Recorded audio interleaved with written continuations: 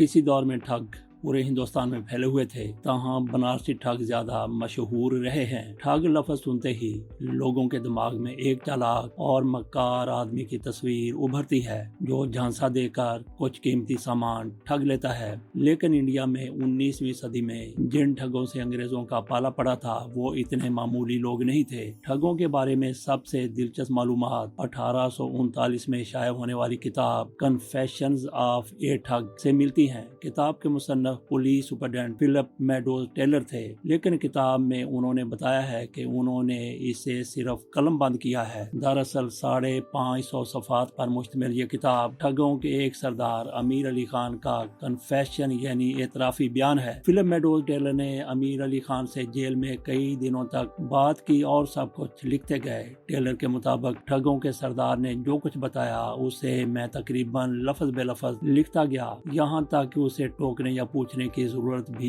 कम ही पड़ती थी। अमीर अली खान का बयान इतना तफसीली और दिलचस्प है कि वो एक नावल बन गया और छपते ही उसने धूम मचा दी। रुडयार्ड किपलिंग के मशहूर नावल किम अशात 1901 से तकरीबन 60 साल पहले शाया होने वाली इस किताब की एक और खासियत यह थी कि ये किसी अंग्रेज का नजरिया नहीं बल्कि एक हिंदुस्तानी ठग का फर्स्ट पर्सन अकाउंट यानी उसकी अपनी कहानी है जो उसने खुद सुनाई। टेलर का कहना है कि अमीर अली खान जैसे सैकड़ों सरदार थे जिनकी सरपरस्ती में ठगी का धंधा चल रहा था। अमीर अली खान से जब टेलर ने पूछा कि तुमने कितने लोगों को मारा तो उसने मुस्कुराते हुए कहा, और साहब वो तो मैं पकड़ा गया, नहीं तो 1000 पार कर लेता, आप लोगों ने 719 पर ही रोक दिया था। ठगी का आलम था कि अंग्रेजों को उनसे निपटने के लिए एक अलग महकमा बनाना पड़ा था। वही महकमा बाद में इंटेलिजेंस ब्यूरो या आईबी के नाम से जाना गया। टेलर ने लिखा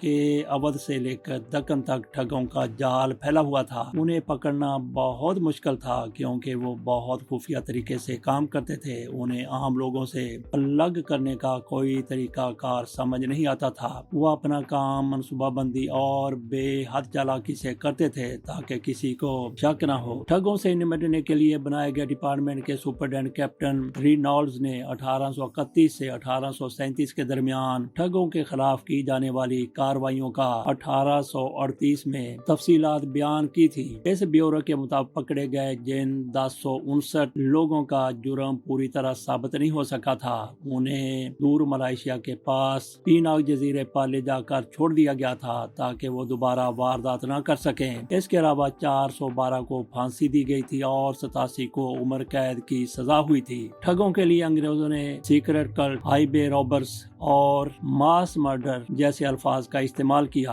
कल्ट कहलाए जाने की वजह यह है कि उनके अपने रस्म रवाज, अक़दार, रवायात, असूल और तौर तरीके थे जिनका वो बहुत पाबंदी से मजहब की तरह एहतराम करते थे। ठग भी और मजहब की तरह असूलों का एहतराम भी। इनकी अपनी एक खुफिया जुबान थी जिसमें वो आपस में बात करते थे। इस जुबान को रमासी कहा जाता था। इंडिया में ठगी की कमर तोड़ने का सेहरा मेजर जनरल विलियम बेनरी सैलमन को दिया जाता है जिन्हें अंग्रेज हुकूमत ने सर के खिताब से नवाजा था। सैलमन ने लिखा कि ठगों के गिरोह में हिंदू और मुसलमान दोनों हैं। ठगी की शुरुआत कैसे हुई ये बताना नामुमकिन है लेकिन ऊंचे रुतबे वाले शेख से लेकर खाना बदोश मुसलमान और हर जात के हिंदू उसमें शामिल थे। चाहे हिंदू हो या मुसलमान ठग शुभ मुहूर्त देखकर पूजा पाठ करके अपने काम पर निकलते थे जिसे जताई पर जाना कहा जाता था। ठगी का मौसम आमतौर पर दरगाह पूजा से लेके होली के दरमियान होता था। तेज गर्मी और बारिश में रास्तों पर मुसाफिर भी कम मिलते थे और काम करना मुश्किल होता था। अलग अलग ग्रोह अपने अकीदे के हिसाब से मंदिरों में दर्शन करने जाते थे। ज्यादातर ठग ग्रोह काली माता की पूजा करते थे। इसके अलावा वो हर अगले कदम से पहले शुगन और अपशुगन का विचार करते थे। उल्लू के बोलने, कव्वे के उड़ने, मोर के चिल्लाने, लोमड़ी के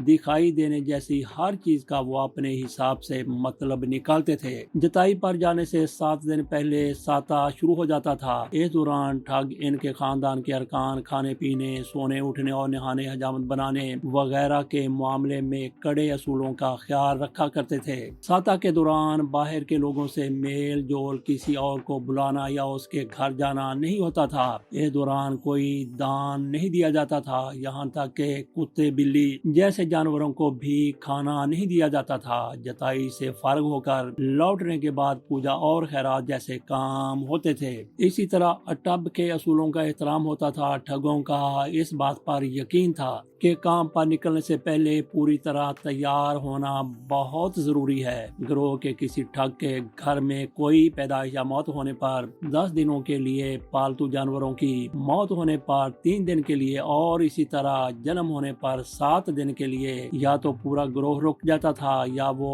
ٹھگ کام پر نہیں جاتا تھا جس کے خاندان میں جنم یا موت ہوئی ہو۔ مارے جانے والے لوگوں کی قبر جس کدال سے کھودی جاتی تھی اسے کسی کہا جاتا تھا۔ کسی سب سے زیادہ اہمیت کی چیز تھی۔ کسی کی پوجا کی جاتی تھی۔ پوجا کا طریقہ کار کچھ اس طرح بیان کیا گیا ہے کہ ایک صاف ستھری جگہ پر تھالی میں پانی سے کدال کو دھویا جاتا تھا، پھر پوجا کا طریقہ کار جانے والا ٹھگ بیچ میں بیٹھتا، باقی ٹھگ نہا دھو کر اس کے چاروں طرف بیٹھتے تھے۔ کدالی یعنی کسی کو پہلے گڑ کے شربت، پھر دہی کے شربت اور آخر میں شراب سے نہلایا جاتا یا دھویا جاتا، پھر تل اور پھول سے اس کی پوجا کی جاتی۔ کدالی کی نوک پر سندور سے 7 ٹیکے لگائے جاتے تھے۔ اس کدالی سے ایک ناریل پھوڑا جاتا۔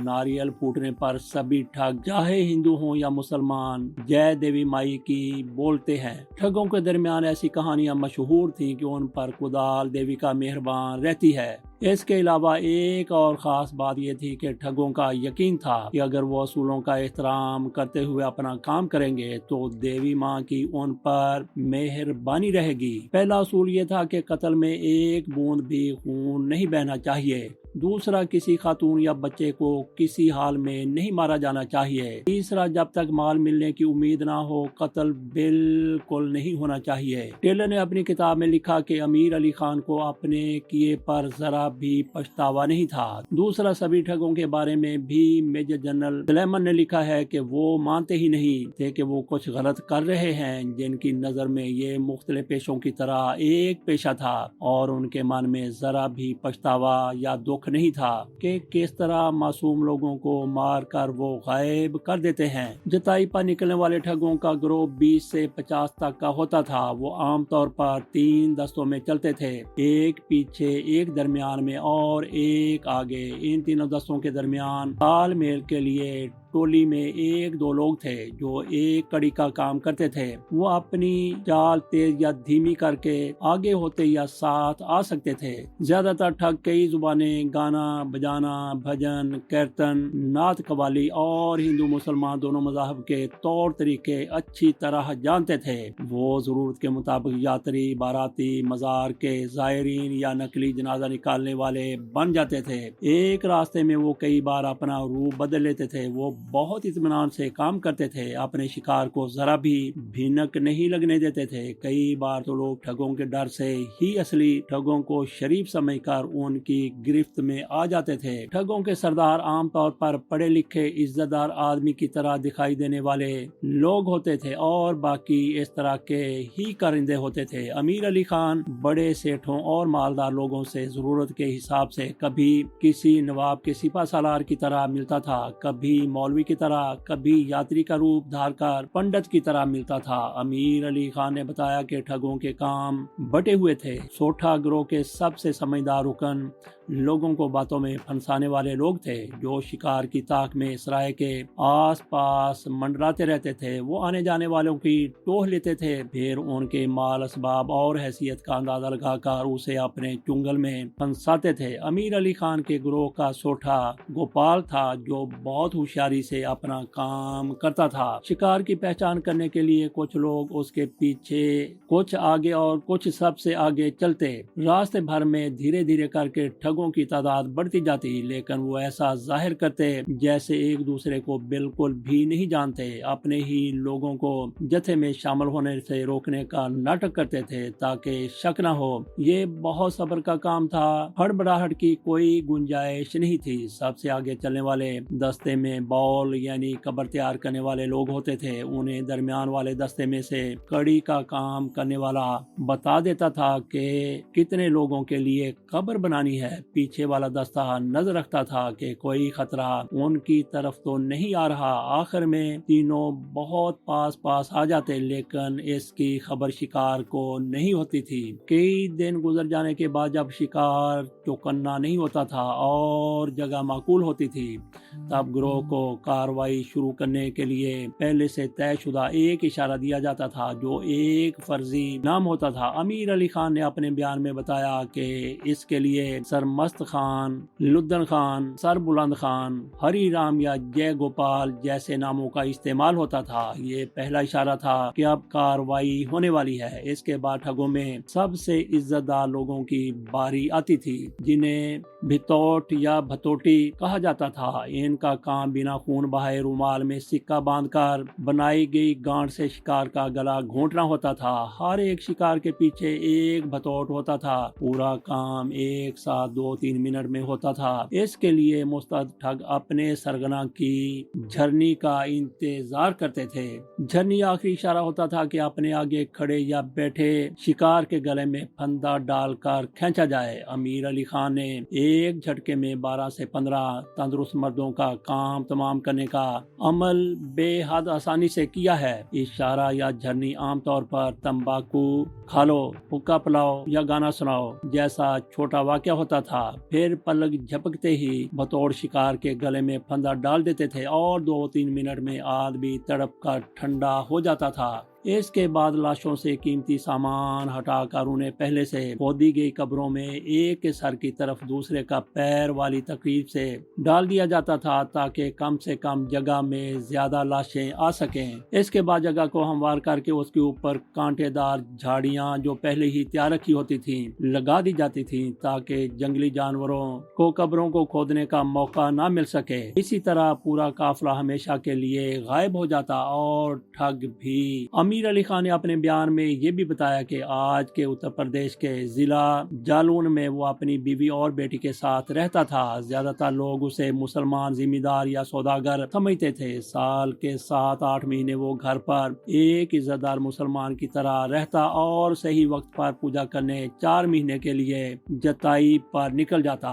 اپنے کام پر، اپنے کاز پر، اپنے مقصد پر لوگوں کو مار کے لوٹنے پر بہت کم لوگ جانتے تھے کہ کون ٹھگ ہے، لیکن ایک پورا نیٹ ورک تھا۔ امیر علی خان کے مطابق کئی چھوٹے بڑے ذمہ دار اور نواب ٹھگوں سے نذرانہ وصول کرتے تھے اور مصیبت کے وقت انہیں پناہ بھی دیتے تھے، لیکن انگریزوں کو اس کی بھنک نہیں لگنے دیتے تھے۔ اسی طرح کئی ذمہ داروں نے ٹھگوں کو اپنی غیر زرعی زمین استعمال کرنے کی چھوٹ دے رکھی تھی، جن میں وہ اجتماعی قبریں کھودتے تھے۔ اس کے بدلے میں انہیں ٹھگوں سے حصہ ملتا تھا۔ اسی طرح ہر جگہ ٹھگوں کے مخبر اور ان کے مددگار موجود ہوتے تھے۔ مدد کرنے والے ان لوگوں کو تو کئی بار پتہ بھی نہیں ہوتا تھا کہ کس کا ساتھ دے رہے ہیں، کون ٹھگ تھا اور کون نہیں۔ انگریز اس پہلی سے لگاتار نبرد آزما رہے تھے۔ فلم میڈوز ٹیلر نے اپنی کتاب کے آغاز میں ایک دلچسپ قصہ لکھا ہے۔ وہ لکھتے ہیں کہ میری تعینات بنگولی میں ہوئی تھی۔ وہاں ہری سنگھ نام کا ایک بیپاری تھا، ہم اس سے لین دین کرتے تھے۔ ایک دن اس نے ممبئی سے کچھ کپڑا لانے کا پرمٹ مانگا جو اسے دے دیا گیا۔ وہ کپڑا لے آیا اور اس نے ملٹری کینٹونمنٹ نے کپڑا بیچا۔ دراصل وہ کپڑا کسی اور بیپاری کا تھا۔ ہری سنگھ نے اسے اور اس کے کارندوں کو مار کر کپڑا لوٹ لیا تھا۔ ہری سنگھ دراصل ٹھگ تھا۔ انگریزوں کو ہری سنگھ کے ٹھگ ہونے کا پتہ کئی سال بعد چلا، جب اس نے پکڑے جانے کے بعد انگریزوں کا مذاق اڑایا اور بتایا کہ کیسے کپڑے کا پرمٹ لے کر اس نے گورے صاحب کو الو بنایا تھا۔ 1835 کے بعد کے سالوں میں جب ٹھگ پکڑے جانے لگے اور ان کے پول کھلنے لگے تو پتہ چلا کہ ٹھگی کتنے بڑے پیمانے پر جاری تھی۔ فلم میڈوز ٹیلر نے لکھا ہے کہ میں مندسور میں سپرڈینٹ تھا جب ہم نے وعدہ معاف سرکاری گواہ بنے ایک ٹھگ کی نشاندہی پر زمین کھودنا شروع کی تو اتنی اجتماعی قبریں ملی کہ ہم نے پریشان ہو کر کھدائی کرنا بند کر دی۔ ٹھگ امیر علی خان کے بارے میں ایک قابل ذکر بات یہ ہے کہ